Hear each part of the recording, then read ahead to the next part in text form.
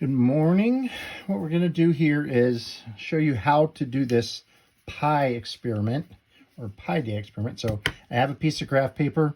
You can use regular paper. There's paper in the back of the classroom on top of that file cabinet, and in the folders above it there are files with different types of graph paper in it. So if you would prefer to use that, that's fine. But what I've got here is just a mug, and I'm going to use that as my circle. So you can find something else in the classroom, anything that's going to be circular, you can share it.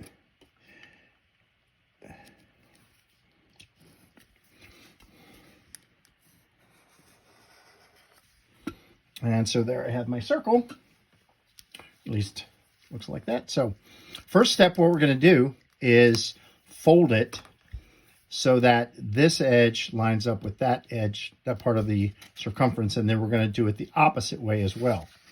So I'm going to try it this way first, and I'm going to pull it up and put it up to the light so I can make sure it's lined up well, so I can see through the paper.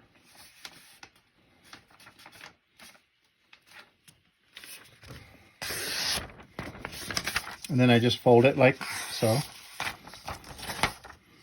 So you see I've taken this edge and lined it up with that edge. Now I'm going to do it the same thing, but in the opposite direction. So I'm going to fold it this way.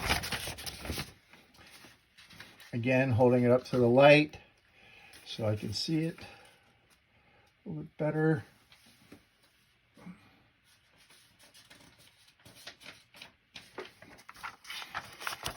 Make sure I have a nice crisp edge, because those I'm going to use as my references for my diameter and my radius.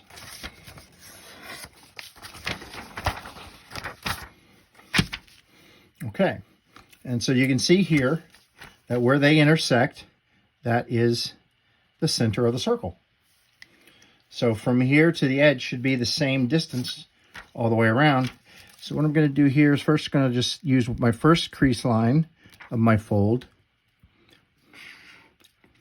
And that is what we call the radius.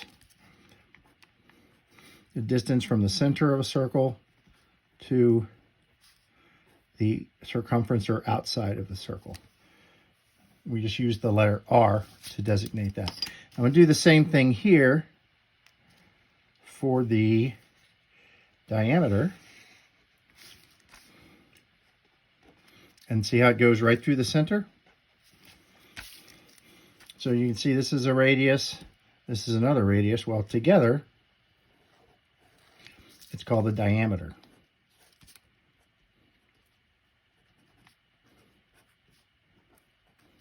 And we just use the character small d for diameter. So let's measure our radius. I'm going to use this ruler. You all should have rulers. I'm just going to use inches. And I end up with 2 1/16. So R equals 2 1/16 inches. If you want to use metric, that's fine. Just make sure all your measurements are in metric, because in the end, your answer will still reflect the accurate calculation for pi. And this way is 1, 2, 3, 4. Should be about 4 1/8. Yep. So diameter is 4 1/8 inches, which is twice or 2 times what the radius is. So we know that the diameter is equal to radius plus radius, which equals 2 times radius. And so in this case, I have 2 times 2.0625, which is 2 1/16 converted to a decimal. And that's going to equal 4.125 inches, which equals 4 1/8. Now I converted to decimals because decimals are just easier to work the math on, especially on a calculator, which we'll be doing in a couple of minutes. Now comes the hard part. Measuring around the outside of the circle. So I'm going to pick a starting point. That line right there. Just made a little hash mark on the edge. And I'm going to take my ruler. And I'm going to try to stay on the boundary of the circle as best I can. But it's not really easy to do that without sliding your ruler crazy in different directions. So I'm going to start here.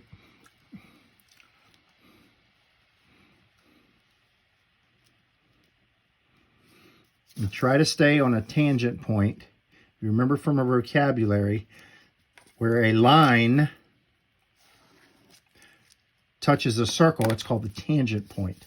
So I'm trying to maintain a consistent tangent point contact as I work around this circle.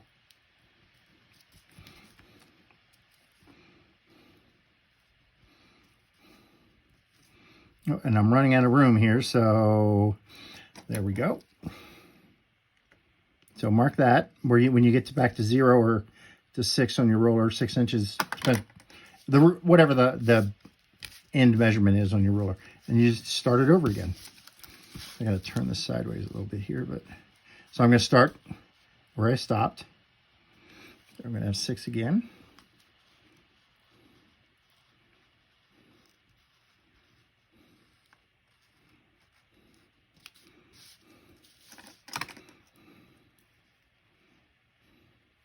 Notice again, I'm trying really hard to maintain that tangent point.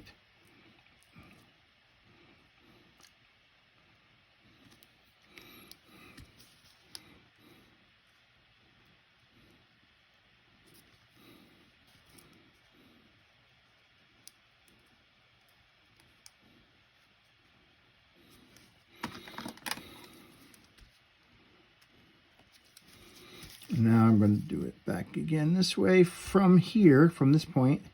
Now I have what?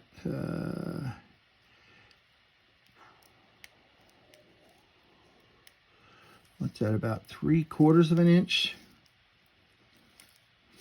So I'm going to say this is 3/4. This is 6. This, of course, is 6 from our starting point.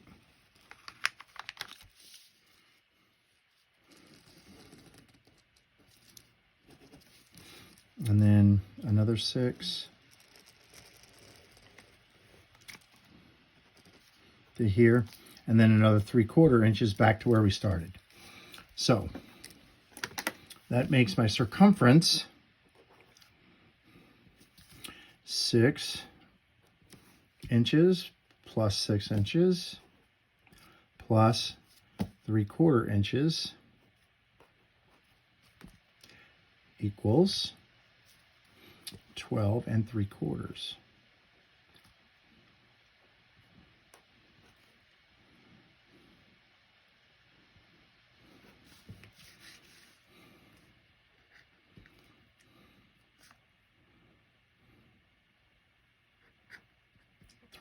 .75. So essentially, that's the hard work. Now, it gets down to calculating it. So what I've asked in the worksheet that you have is, what is your relationship of your circumference to the diameter? So I can write that as a fraction. I can write that as a ratio. But we're going to use the fraction. So I'm going to say C over D. C is 12.75 inches. And D is 4.125 inches. So we do that on our calculator. 12.75 divided by 4.125, and I end up with 3.09.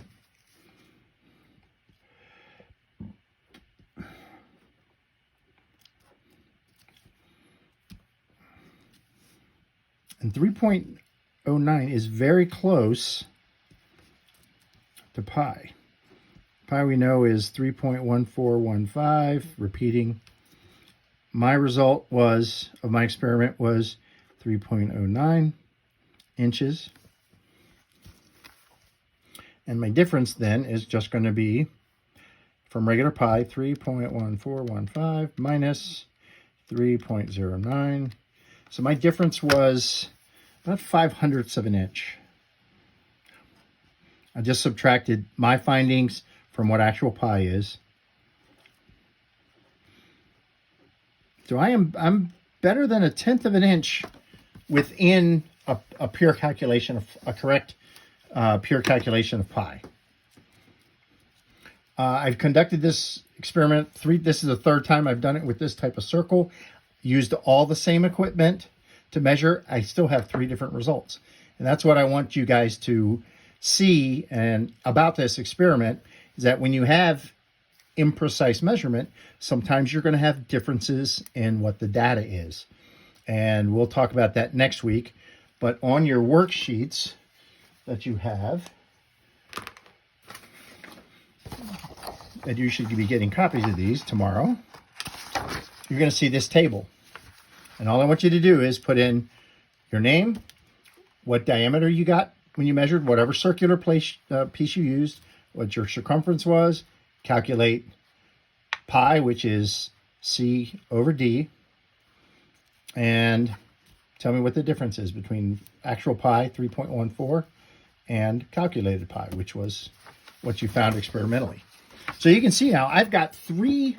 The first result I had was 13 point, let's see, I ended up with 4.125, so about 3.22 for pi. One other time that I did it, I had about 3.10 pi. So you should see this. Doesn't matter really how big your circle is that you use. Pi is still going to calculate the same. So that'll be the interesting part of the experiment. I hope you have some fun with this. But the whole idea is to show you that pi is just the relationship of the circumference of a circle to the diameter. And the cool thing about it is every single circle